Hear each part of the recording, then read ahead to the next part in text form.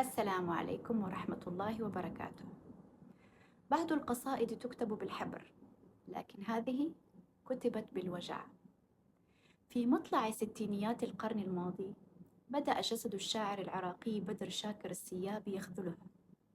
تنقل بين المستشفيات وسافر بحثا عن العلاج، لكن المرض كان يشتد يوما بعد يوم.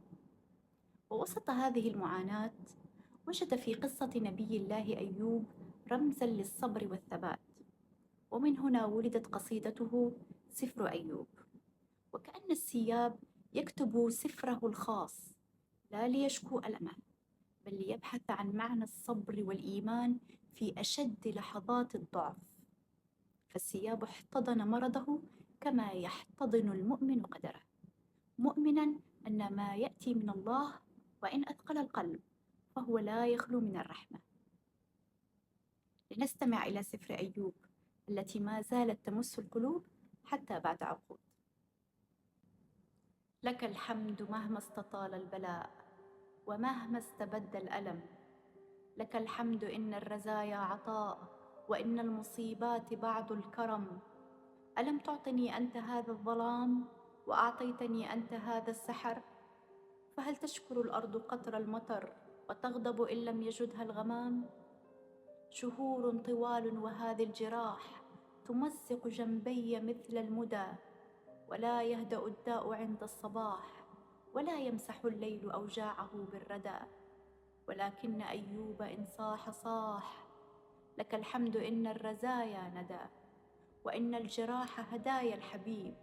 أضم إلى الصدر باقاتها، هداياك في خافقي لا تغيب. هداياك مقبولة هاتها. أشد جراحي وأهتف بالعائدين، ألا فانظروا واحسدوني فهذه هدايا حبيبي. وإن مست النار حر الجبين توهمتها قبلة منك مجبولة من لهيبي. جميل هو السهد أرعى سماك بعيني حتى تغيب النجوم ويلمس شباك داري سناك. جميل هو الليل أصداء بوم وأبواق سيارة من بعيد وآهات مرضى وأم تعيد أساطير آبائها للوليد. وغابات ليل السهاد الغيوم تحجب وجه السماء وتجلوه تحت القمر. وإن صاح أيوب كان النداء. لك الحمد يا راميا بالقدر ويا كاتبا بعد ذاك الشفاء. بعض القصائد تنتهي عند آخر بيت، أما سفر أيوب فتبدأ في قلب كل من عرف معنى الصبر ثم خرج من ابتلائه أكثر إيمانا مما دخل. أسأل الله أن يكتب لكل مريض يصارع المرض شفاء لا يغادر سقما، وصبرا يطمئن به قلبه، وأملا لا ينقطع.